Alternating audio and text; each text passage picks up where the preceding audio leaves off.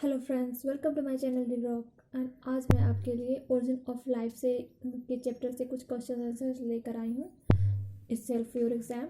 सो बहुत time waste नहीं करते हुए आज का फर्स्ट क्वेश्चन पे आते हैं। बृहस्पति विज्ञान के जनक हैं और आपका है ऑप्शन अरस्तु, ओसवाल्ड टिफो, कैरोलस लिनियस, थियोफ्रेस्टस। और आपका राइट आंसर होगा बृहस्पति विज्ञान के जनक हैं थियोफ्रेस्टस। जी हाँ, डी। जीव विज्ञान के जनक हैं डार्विन, लैमार्क, अरस्तु, परकिंसे। और आपका सेकंड का राइट आंसर होगा सी, अरस्तु। और चिकित्सा शास्त्र के जनक हैं हिपोक्रेटस, लैमार्क, मेंडल, डार्विन। और आपका थर्ड का राइट आंसर है ए, हिपोक्रेटस। जैव विकास को सर्वप्रथम किसने समझाया? तो आपका ऑप्शन है न्यूटन ने, आइंस्टाइन ने, चार्ल्स डार्विन ने, लैमार्क ने। और आपका फोर्थ का राइट आंसर होगा डी, लैमार्क ने। आपका फिफ्थ का है किस वैज्ञानिक द्वारा विकास का सिद्धांत प्रस्तावित किया गया था?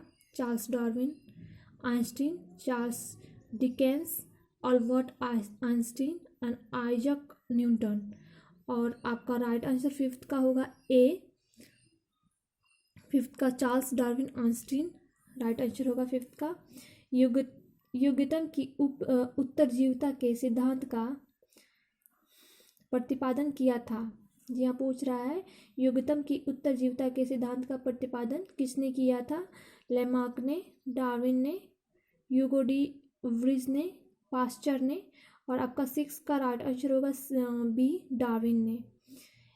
एक्सोबायोलॉजी किससे संबंधित है? ब्रह्म अंतरिक्ष के जीवन से, मतलब बाहरी अंतरिक्ष के जीवन से, पशुओं का जीवन, पौधों का जीवन, पृथ्वी पर मानव। और आपका सेवंथ का राइट आंसर होगा ए, ब्रह्म अंतरिक्ष के जीवन से, यानी कि बाहरी अंतरिक्ष के जीवन से। पक्षी विज्ञान के अंतर्गत किसका अध्ययन किया जाता है? और आपका ऑप्शन है पक्षियों का, जानवरों का, कवक युक्त जीवों का और कीटों का। ये बहुत ही इजी क्वेश्चन है। और पक्षियों का पक्षी विज्ञान है तो पक्षियों का ही अध्ययन किया जाएगा, तो इजी है। जीव विज्ञान शब्द का प्रयोग सर्वप्रथम किया था अरस्तु ने, लैमार्क तथा ट्रेविरेनस ने, पुरकिंसे ने, वॉन मॉल ने। और आपका नाइन्थ का राइट आंसर होगा बी, लैमार्क तथा ट्रेविरेनस ने। जीव विज्ञान का प्रयोग सर्वप्रथम किया था लैमार्क तथा ट्रेविरेनस ने। आपका 10th नंबर क्वेश्चन है जीवधारियों के वर्गीकरण के अध्ययन को कहा जाता है? स्पेर्टोलॉजी, वायरोलॉजी, टैक्सोनॉमी, फिजियोलॉजी। और 10th का राइट आंसर सी होगा, टैक्सोनॉमी। निम्नलिखित में से कौन सा एक सही सुमेलित नहीं है?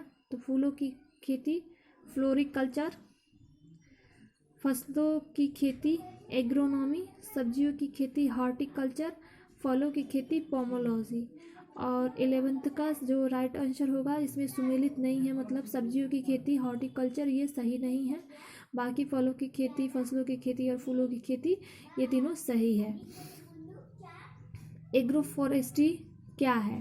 वनों के लिए वृक्ष लगाना, फसल काटने के बाद वन लगाना, कृषि के साथ साथ उसी भूमि पर 12 मासी वृक्ष लगाना। इनमें से कोई नहीं। और आपका 12th का राइट आंसर होगा सी, एग्रोफॉरेस्ट्री कृषि के साथ साथ उसी भूमि पर 12 मासी वृक्ष लगाना, इससे संबंधित है।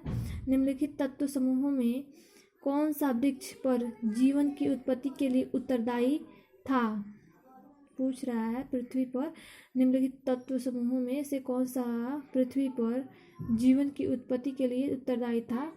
इसमें से hydrogen, oxygen, sodium, carbon, hydrogen, nitrogen, oxygen, calcium, phosphorus, carbon, hydrogen, potassium. और आपका 13 का राइट आंसर हो जाएगा B, carbon, hydrogen and nitrogen. Darwin के विकास के सिद्धांत के अनुसार जिराफ की लंबी गर्दन पीढ़ी दर पीढ़ी ऊंचे पेड़ों पर पत्तों तक पहुंचने के सतत प्रयास के कारण बनी। उस से कोई लाभ नहीं है और एक मात्र संयोग है। उसे आहार प्राप्त करने का लाभ देती है, जिसके कारण लंबी गर्दन वाले जीवित रहते हैं। अफ्रीकी सवाना के विशेष मौसम का परिणाम है। तो इसमें से डार्विन ने के सिद्धांत के अनुसार जिराफ का लंबा गर्दन होने का वजह ये पूछ रहा है। तो आपका 14th का राइट आंसर ए हो जाएगा। पीढ़ी दर पीढ़ी ऊंचे पेड़ों पर पत्तों तक पहुंचने के सतत प्रयास के कारण जिराफ की जो गर्दन है वो लंबी होती चली गई। तो इसका राइट आंसर ये होगा ए। ह्यूगो डी व्रिज ने किस सिद्धांत का प्रतिपादन किया? इसमें से पूछा ह्यूगो डी व्रिज ने किस सिद्धांत का प्रतिपादन किया? जाति उद्भवन का सिद्धांत, विनिमय का सिद्धांत, प्राकृतिक चयन का सिद्धांत और उत्परिवर्तन का सिद्धांत। और आपका राइट आंसर हो जाएगा उत्परिवर्तन का सिद्धांत। ह्यूगो डी व्रिज ने उत्परिवर्तन का सिद्धांत का प्रतिपादन किया था। तो ये आज का चैप्टर ख़त्म होता है और नेक्स्ट मैं आपके लिए फिर से मिलती हूँ आपको नेक्स्ट वीडियो में।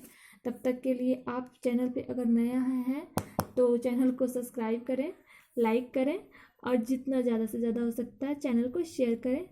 And keep watching, stay watching and happy Diwali to you all in advance.